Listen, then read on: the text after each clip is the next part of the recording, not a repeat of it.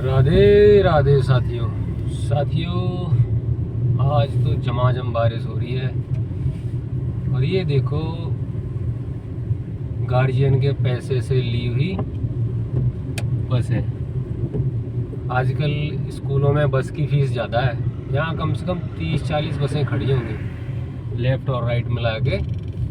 ये तो रोड पे दिख रही हैं कुछ ही बसें, आपको साइड से भी खड़ी हुई ग्राउंड में भी दिख जाएंगी 15-20 बस। जय श्री कृष्ण।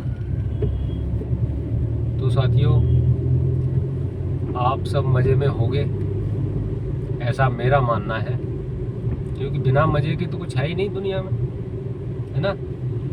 इंसान जो है किसी न किसी तरह से मज़ा ढूंढता रहता है,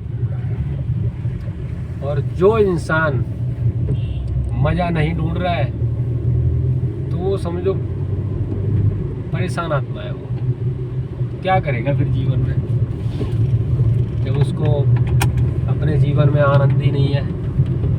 हाँ, आनंद से याद आया, मज़ा और आनंद दो अलग अलग चीज़ें हैं। मज़ा किस स्थिति में आता है और आनंद किस स्थिति में आता है। मज़ा जो है ना, हम छोटी छोटी चीज़ों में ढूंढ लेते हैं, ऐसी चीज़ों में जो आया, मज़ा आया और गायब हो गया। मतलब किसी भी वस्तु, व्यक्ति, किसी भी भोग को अगर आपने भोगा,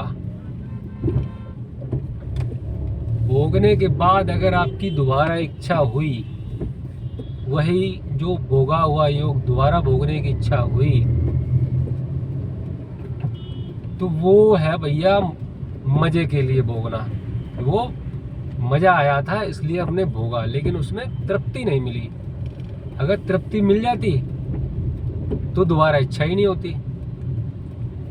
तो ये है मज़ा, जिसमें संतुष्टि नहीं मिलती है और मज़ा आ जाता है, वो होता है मज़ा। ऐसा मौसम तो गजब का बन रहा है, पूरी रात की बारिश हो रही है, दुनिया परेशान है। ये अंकल देखो बिना हेलमेट के बैठे हैं पीछे। जय श्री कृष्ण। और आनंद जो है वो तो आपको भगवत आनंद में ही आएगा, जो शास्त्रों के द्वारा बताए गए कर्म आदमी करता है, व्यक्ति करता है, उसमें जो आनंद आता है, जिसको बोलते तृप्ति, जो तृप्ति होती है। जैसे भगवान का नाम लिया, भगवान से प्रेम किया, क्योंकि वो एक सत्य है। सत्य वस्तु को अगर भोगता है वो एज ए दृष्टा, उसमें जो आनंद की अनुभूति होती है उसको कहते हैं आनंद। जैसे जब कोई व्यक्ति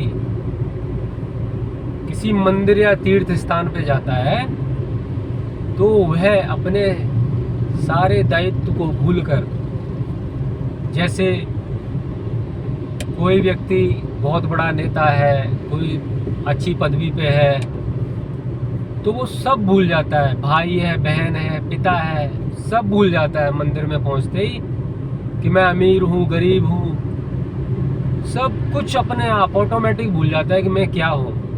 और वो वहाँ पहुँच के उसको एक अपनापन सा लगता है और वो भगवान के चरणों में जाता है।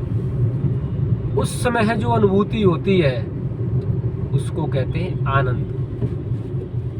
उससे मिलती है तृप्ति, संतुष्टि। तो यही डिफरेंस है आनंद और मज़े में। तो जब हम किसी तीर्थ स्थल पे जाते हैं, किसी मंदिर में जाते हैं, दर्शन करते हैं, तो हमारे मुख से निकलता है आनंद आया। क्या आया? आनंद आया। और जब हम किसी मूवी को देखने जाते हैं या जो भी इस जगत में नकली कार्य हो रहे हैं वो देखते हैं, सुख भोगते हैं, उसको ऐसे भोग के लगता है मज़ा आया। किसी ने जोक सुनाया, बोले मज़ा आया। परेशान है भाई साहब, जाओ भाई साहब। ये हरियाणा वाले बड़ी जल्दी में रहते हैं और पहुंचते हैं नहीं कहीं। हमारी तो समझ में नहीं आता है चाहते क्या है। तो साथियों, ये आपको देखना है कि आपको मज़े में जीना है या आनंद में जीना है। मैं तो श्री जी की कृपा से आनंद में जीता हूँ, इसलिए आप भी कोशिश करो कि आनंद में जियो। कोई भी चीज़ करो परमानेंट करो। मरो तो सही से मरो, वरना गिरे हाथ पैर टूट गए उसका क्या लाभ? कोई लाभ है? पड़े रहोगे, मर गए चले गए, एक झटके में काम हो गया। इसलिए भगवान का नाम लेते रहिए और आनंद की अनुभूति करते रहिए। हाँ, हरे कृष्ण राधे राधे रटते रहिए। राधा राधा राधा राधा राधा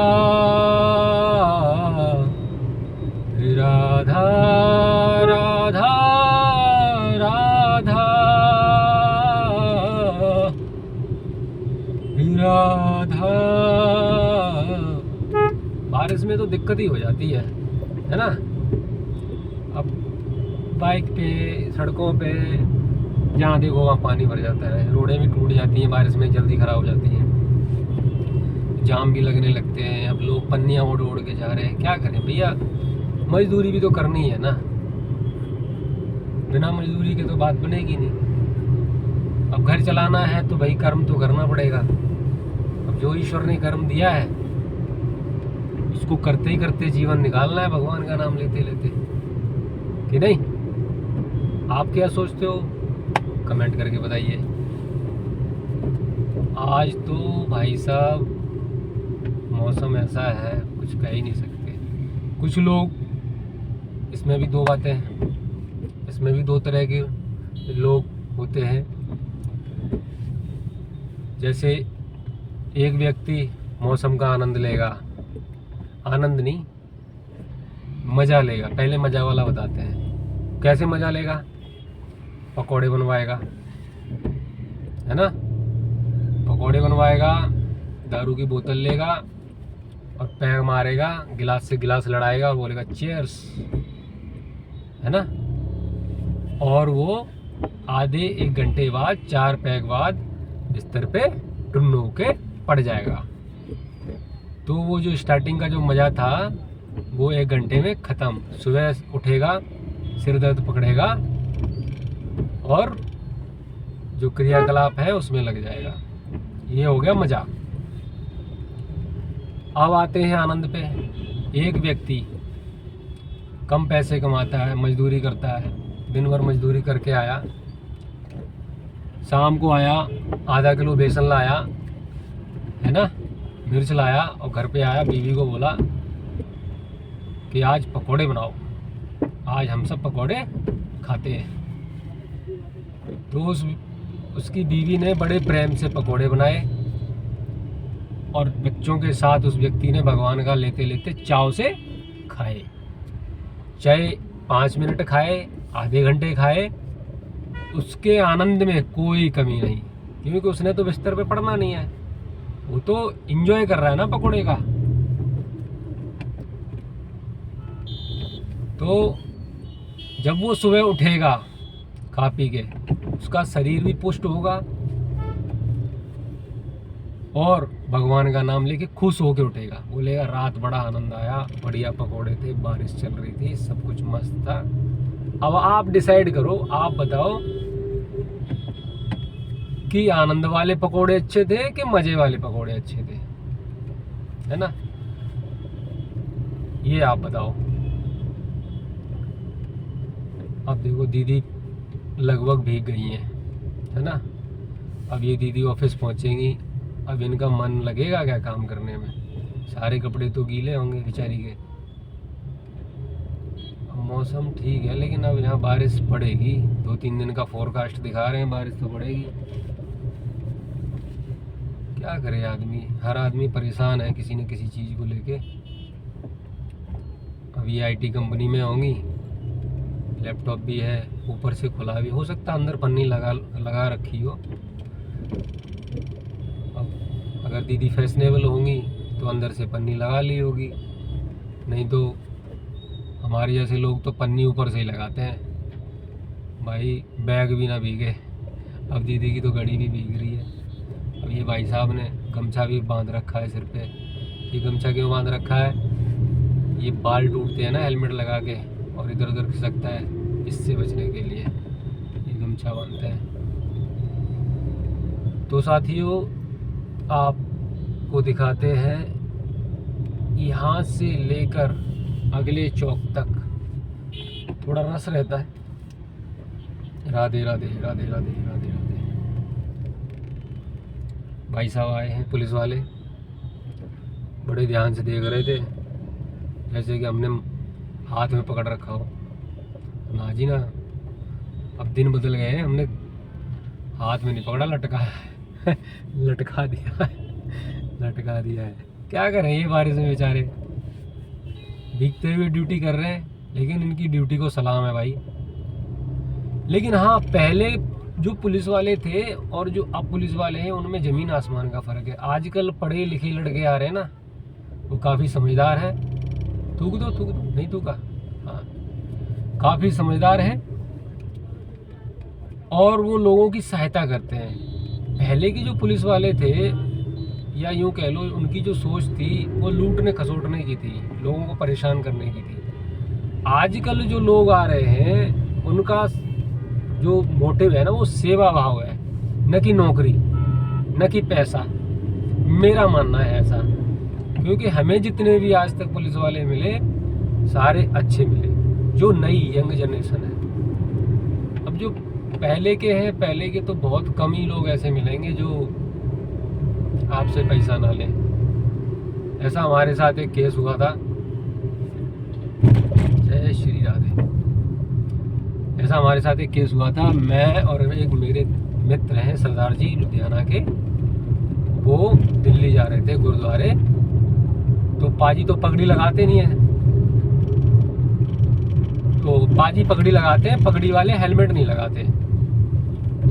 और मैंने हेलमेट लगाया हुआ था, तो एक अंकल थे, उन्होंने पकड़ लिया दिल्ली में। बोले पाजी हेलमेट नहीं लगाया, बूढ़े थे, रिटायरमेंट की एज थी। पाजी हेलमेट नहीं लगाया, तो पाजी बोले हम हेलमेट नहीं लगाते जी, हमारा तो चल जाता है जी, क्योंकि पग बांधी हुई है ना, इसलिए। तो भाई साहब अंकल माने नहीं। अंकल से हमने बातचीत की, अंकल ने बताया मेरे 2 बेटे हैं, दोनों ने बीटेक किया है, एक का प्लेसमेंट हो गया है जी, और उसका जी 25 लाख का पैकेज है। दूसरा जी उसकी फाइनल ईयर है, उसका भी प्लेसमेंट हो गया है, लेकिन अभी उसने जॉब ज्वाइन नहीं करी है, मतलब, और वो भी अच्छा खासा ही कमा रहे होंगे।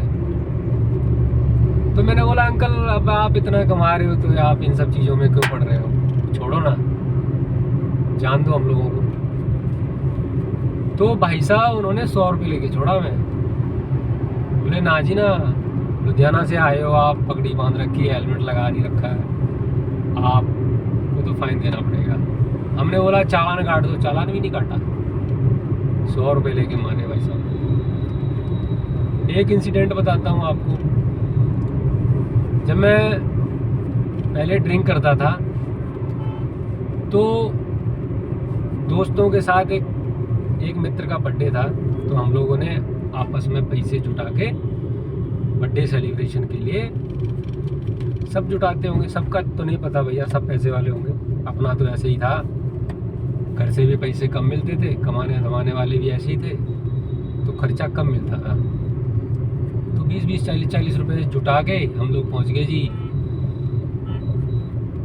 एक ठेका था, वहाँ से हम लोगों ने 4 लोग थे, 4 लोगों ने बियर ली। बियर लेके जी ठेके के पीछे बोल दिया कि वहाँ पीछे जाओ, बैठ जाओ, वहाँ पी सकते हो, खाली जगह थी। तो ये हम लोग पीने लग गए। इतने में वो चखना बेचने वाला आया, बोला मामू आया, मामू। हमने समझा ही नहीं, हमें पता ही नहीं था मामू किसको बोलते हैं। तो सारे जितने लोग वहाँ बैठे थे सब भाग गए।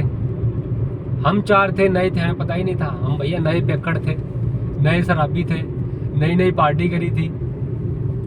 तो भैया हम चारों वहाँ बैठे, इतने में पुलिस वाले आ गए। आए, उन्होंने हमें धर लिया। बोले हाँ भाई, एक बुजुर्ग अंकल थे, कांस्टेबल थे, और जो सब इंस्पेक्टर था वो लड़का था, यंग था। तो कांस्टेबल जो थे अंकल, उन्होंने बोला हाँ भाई चलो जी थाने चलो। तो भैया हम लोगों ने बोला अंकल क्या हो गया, हम तो पहली बार ही आए, पहली बार ही पी रहे। बोले नहीं नहीं थाने चलो जी। हम कुछ भी बोले और वो बोले थाने चलो जी, कुछ भी बोले थाने चलो जी। तो भैया हमने बोला यार इन्हें कुछ देना पड़ेगा, ऐसा हमने सुना था, पहला केस था, कभी फंसे नहीं इस चक्कर में, लेकिन फिल्मों में देखा और सुना तो बोले कुछ देना पड़ेगा। अब किसी के पास पैसे ही नहीं थे, जोड़ जोड़ के तो बियर ली थी। तो क्या हुआ, हमने अंकल को बोला अंकल कुछ ले दे के कर लो। बोले नहीं नहीं थाने चलो। तो फिर मैंने, जो लड़का था सब इंस्पेक्टर, अच्छा लड़का था, मैंने उससे बात की, मैं भाई साहब ऐसे ऐसे बात है, दोस्त का बर्थडे था, हम लोगों ने पैसे जुटा के आज पार्टी करी और अब हमारे पास पैसे जुटा, उसके सामने ही हमने जुटाए 10-10, 20-20 करके 60 रुपये हुए हम कुल टोटल। मैंने कहा ये 60 रुपये है, ये ले लो और हमें छोड़ दो। तो भाई साहब पुलिस वाला क्या बोला, वो बोला ये पैसे रखो और यहाँ से निकलो, ये जगह खाने पीने की नहीं है, यहाँ ये इलीगल है, यहाँ पे यहाँ से निकलो। तो थोड़ी थोड़ी बची थी, हमने बोला तो ये ख़त्म कर ले। तो उसने बोला हाँ ख़त्म कर लो और जाओ घर में बर्थडे मनाओ जाके। इतना अच्छा आदमी था। मतलब आज की जनरेशन जो है ना वो समझदार है, पहले के जो थे वो अंकल मान ही नहीं रहे थे। उसके बाद से हमने कान पकड़ा कि भैया हम कभी दारू नहीं पिएंगे, क्योंकि भाई साहब ने मैसेज दिया ना, उससे हम सबके समझ में आ गया कि अच्छे लोग भी होते हैं दुनिया में। इधर बारिश नहीं हुई है लेकिन मौसम बन रहा है बारिश वाला। तो प्रभु की कृपा से, ईश्वर की कृपा से आज जो हमारे ग्रुप में वो 4 जो लड़के थे, 5वां मैं, कोई भी दारू नहीं पीता, दारू बियर कुछ नहीं। ईश्वर की इतनी बड़ी कृपा, बाकी सब उन्हीं के हाथ में है। किया, वरना, हुंडई, होंडा, सुजुकी, ये नाम आए कहाँ से है? किया तूने क्या किया, हुंडई दे, वरना है। ऑटो वाले भाई साहब, ओहो नंदी महाराज रोड पे बैठे हैं, ये बड़ा डेंजर काम होता है। पता चले कि पीछे वाले भाई साहब चढ़ ही गए, चढ़ ही जाते हैं।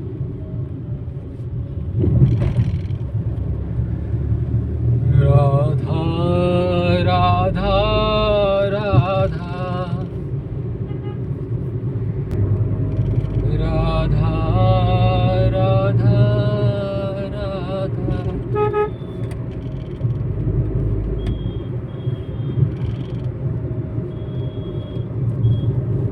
राधा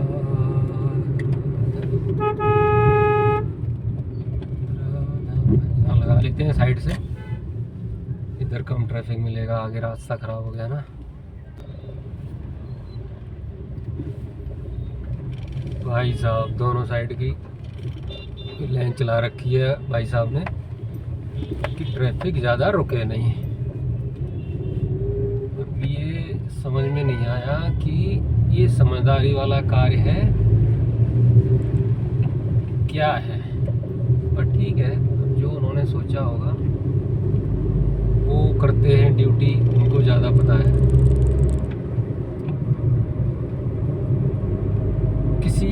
किसी के बारे में हम ऐसे सही गलत नहीं डिसाइड कर सकते, पहले हमें अपने अंदर झांक के देखना चाहिए, है ना?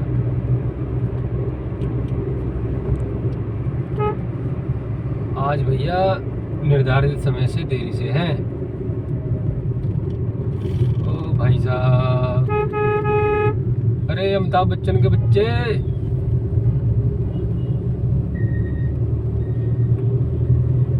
ई रिक्शा वाले ओवरटेक लेने में भी नहीं चलते, लेफ्ट साइड में भी नहीं, बीच में चलते हैं। ऐसे ही एक भाई साहब थे ई रिक्शा वाले सज्जन, किसी स्कॉर्पियो वाले ने पीछे से चुम्मा लिया तो डिवाइडर के बीचों बीच खड़े थे। ये रॉन्ग साइड वाले नहीं जीने देंगे। ये मुटुआ बिल्कुल किनारे चला रहा है। ऐसा चुम्मा लिया ना ई रिक्शा का पीछे से, डिवाइडर के बीचों बीच खड़े थे और ड्राइवर साहब दूसरी साइड पड़े थे। समझ में नहीं आता ई रिक्शा। मुझे तो लगता है कि इनको ड्राइविंग के स्किल, ड्राइविंग के रूल रेगुलेशन ये सब बताए जाने चाहिए, पढ़ाए जाने चाहिए, तब इनके हाथ में ई रिक्शा देना चाहिए। अब कान में लगा रखी होती है इन्होंने लीड, कोई ब्लूटूथ लगा लेता है और हाथ में होता है मोबाइल, फिर ये सुन रहे हैं किसी की पीछे से, किसी की ना सुनते ही है। अबे चल बे, चल।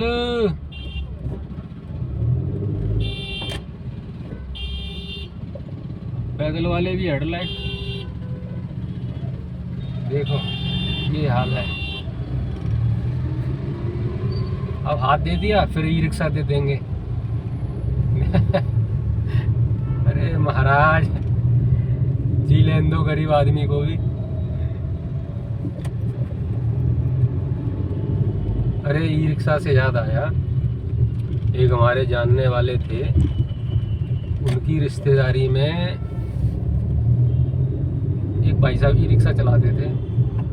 तो बाप और बेटा था 18 वर्ष का, तो वो दोनों पहली बार ही किसी काम से कहीं जा रहे थे तो ई रिक्शा पे बैठे। उसके फादर, वैसे बेटा चलाता था, भैया उसकी बैटरी ऐसी फटी है, दोनों की ऑन द स्पॉट मृत्यु हुई है दोनों की। बड़ा ही दुखद और मतलब देखने लायक नहीं था, इतनी बुरी मौत हुई है।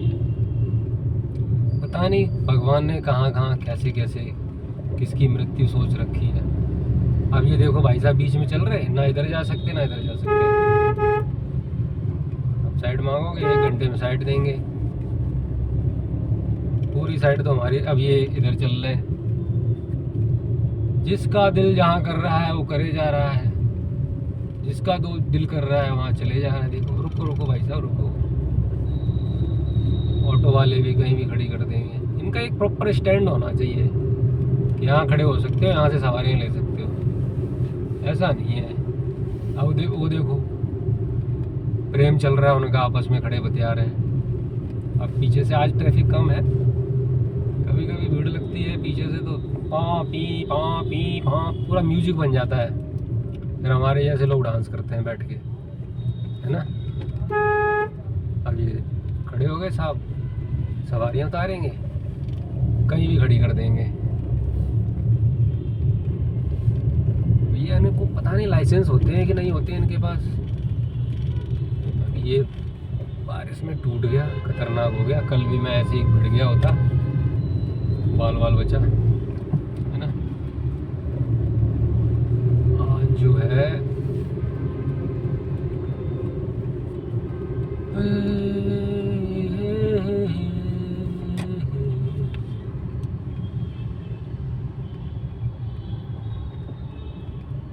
स्कूटर की जो हेडलाइट है ना, उसका जो फोकस है सीधा ड्राइवर के मुंह पे पड़ता है। समझ में नहीं आया कंपनी वालों ने ऐसी हेडलाइट क्यों बनाई है कि सीधा मुंह पे मारती है। जब सामने से आती है ना, सामने वाला अंधा हो जाता है, दिखाई नहीं देता उसको। और एलईडी है, ऐसा फोकस पड़ता है ना, आंखें चौंधिया जाती हैं, ऐसे लगता है सूर्य लोक में आ गए। बाकी आप बता सकते हो दोस्त।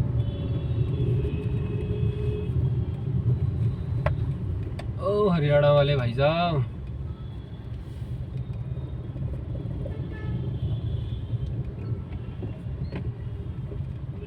एक हमारे मित्र हैं हरियाणा वाले भाई साहब,